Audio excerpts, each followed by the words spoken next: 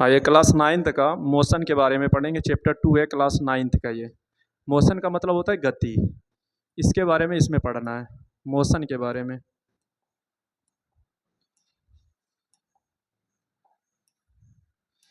इसमें जो होगा वो पढ़ाने का तरीका ये होगा कि पहले इसमें थ्योरी डिस्कशन किए जाएंगे, उसके बाद जो भी इसमें न्यूमेरिकल्स होंगे उसको साथ ही साथ किया जाएगा, ठीक है। और जब चैप्टर कंप्लीट हो जाएगा उसके बाद फिर जो है क्वेश्चन आंसर कराए जाएंगे,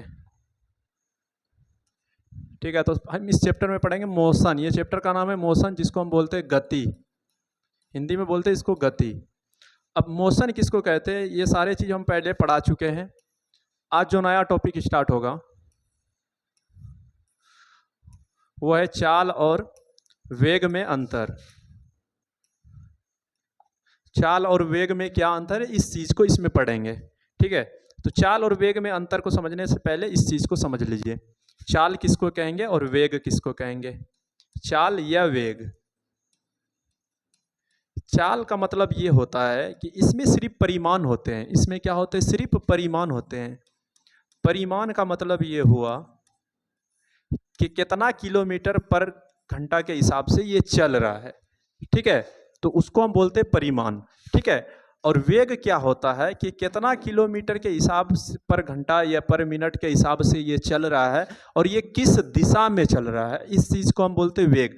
तो चाल में क्या होता है कि इसमें सिर्फ परिमाण होते हैं, सिर्फ परिमाण होते हैं। लेकिन अगर हम वेग की बात करें तो इसमें परिमाण के साथ साथ, परिमाण तो होंगे ही, इसके साथ साथ इसमें दिशा भी होते हैं, ठीक है। जैसे हम बोलेंगे कि कोई ऑब्जेक्ट है, ए है, ये चल रहा है, ठीक है ना, ये चल रहा है 40 किलोमीटर, 40 किलोमीटर पर आवर के हिसाब से ये चल रहा है, ठीक है। लेकिन किस डायरेक्शन में चल रहा है इस चीज़ को नहीं बताया जा रहा है, ठीक है।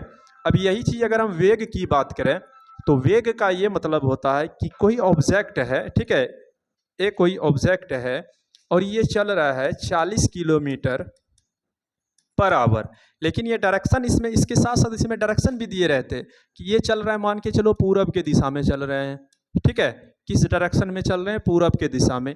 तो इसमें देखिए, इसमें परिमाण तो दिए हुआ ही है, लेकिन इसके साथ साथ इसमें क्या दिया गया है, दिशा। तो वेग और चाल में क्या अंतर है, वेग चाल क्या है कि इसमें दिशा नहीं होते हैं, और वेग में क्या होता है कि इसमें दिशा होता है। परिमाण दोनों में होते हैं, लेकिन दिशा की अगर बात करिएगा तो वेग में क्या होता है, दिशा होता है, ठीक है। और वेग क्या है मेरा, ये सदिश राशि है, सदिश राशि है। सदिश राशि का मतलब ये हुआ कि सदिश राशि हम उसको बोलते हैं जिसमें परिमाण के साथ साथ दिशा भी दिया गया हो, तो वैसे राशि को हम सदिश राशि बोलते हैं। और अगर हम चाल की बात करें, चाल में परिमाण तो है लेकिन इसमें दिशाएं नहीं है, इसीलिए ये मेरा क्या है, अदिश राशि है। अब सदिश और अदिश की अगर हम बात करें तो कैसे जानेंगे कौन सा सदिश है कौन सा अदिश है, थोड़ा सा देख लेते हैं, थोड़ा सा टॉपिक से हट करके। ये बात बार बार दिक्कत देती है, कौन सा सदिश राशि है और कौन सा अदिश राशि है। इसमें बस एक थोड़ा सा सिर्फ ये बात याद रखना है कि कौन सदिश है कौन सा अदिश, आज ये बता देंगे, इसके बाद फिर कभी नहीं भूलोगे। देखिए, सदिश का मतलब ये होता है कि जैसे हम हिंदी अक्षर की बात करते हैं कि हिंदी अक्षर में अगर हम बात करते हैं कि ब, किसी शब्द में अगर ब है या फिर आधा ब है, व है या फिर आधा व है, ये चार चीज अगर दिखे, चाहे वो किसी शब्द के बीच में दिखे, शुरू में दिखे या फिर आखिरी में दिखे, तो ऐसे शब्द मेरा होता है सदिश। क्या होता है, सदिश, ठीक है। और इसके अलावा अगर नहीं दिखे तो वो मेरा होता है अदिश, ठीक है। अब कुछ है अपवाद में कि ये चारों चीज रहते हुए भी वो क्या होते हैं, अदिश होते हैं। वो 4-5 अपवाद में, उसको याद रख लेंगे। पहला जैसे होता है घनत्व, घनत्व में देखिए यहाँ पे वो है लेकिन फिर भी ये मेरा अदिश है, ठीक है। दूसरा होता है दाब, ये भी मेरा अदिश है, देखिए वो है लेकिन फिर भी अदिश है। तीसरा होता है लंबाई, ठीक है। और चौथा अगर हम बात करेंगे तो द्रव्यमान, और पांचवा अगर बात करेंगे तो विद्युत धारा। इसके अलावा अगर किसी में वह और वह आता है तो वो मेरा सदिश होगा। जैसे हम वेग की बात करते हैं तो वेग में देखिए वो आया ना, तो ये मेरा क्या होगा, सदिश होगा। अगर हम चाल की बात करें, क्या चाल में वह और वह दिख रहा है, नहीं दिख रहा है, तो ये मेरा क्या होगा, अदिश होगा। अगर हम क्षेत्रफल की बात करें, क्षेत्रफल की बात करें तो इसमें वो और वो दिख रहा है क्या? नहीं दिख रहा है, तो ये भी मेरा क्या होगा? अदिश होगा। हम आयतन की बात करते हैं तो ये मेरा क्या होगा? अदिश होगा, क्योंकि इसमें वो नहीं दिख रहा है। अगर हम बल की बात करते हैं, बल में देखिए वो दिख रहा है, तो ये मेरा सदिश होगा। तो ये समझ में आ गया कि सदिश और अदिश में हम कैसे अंतर कर सकते हैं। एक और चीज़ है, जैसे अगर हम बात करेंगे भार का, भार में ये भी अपवाद में है। भार का बात करेंगे, भार में वो नहीं दिख रहा है, लेकिन फिर भी ये मेरा क्या है? सदिश राशि है। बस इसको याद रख लेना है, ठीक है।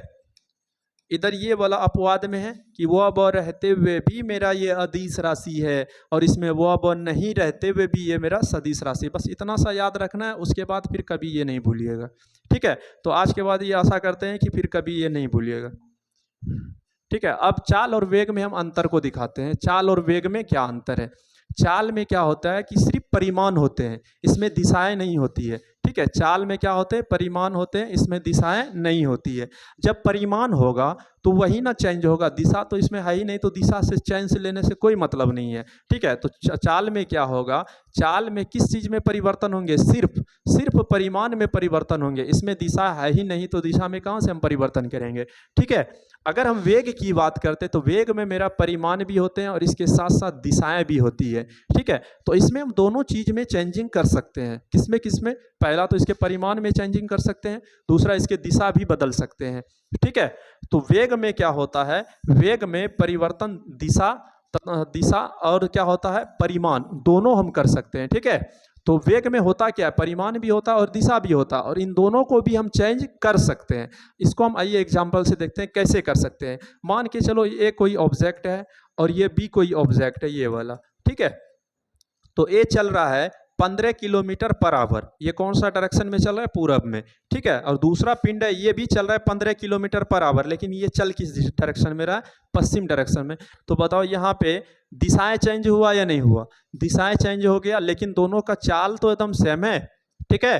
दूसरा चीज, कोई पिंड, पहला पिंड ये लेते हैं, इसका अगर चाल को देखेंगे तो 10 किलोमीटर प्रति घंटा है, ठीक है।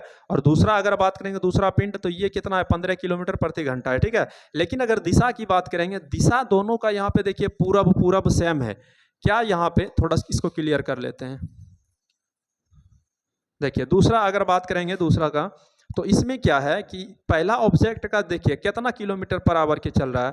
10 किलोमीटर पर आवर के हिसाब से चल रहा है, और ये चल रहा है, दूसरा पिंड चल रहा है 15 किलोमीटर पर आवर के हिसाब से। लेकिन दोनों का अगर डायरेक्शन की बात करेंगे, ये भी पूरब डायरेक्शन में और ये भी पूरब डायरेक्शन में चल रहा है। यहाँ दिशाएं सेम है, लेकिन यहाँ पे चाल अलग है, और यहाँ पे चाल देखिए दोनों का सेम है, लेकिन दिशा अलग है। यहाँ पे पूरब है तो ये पश्चिम है।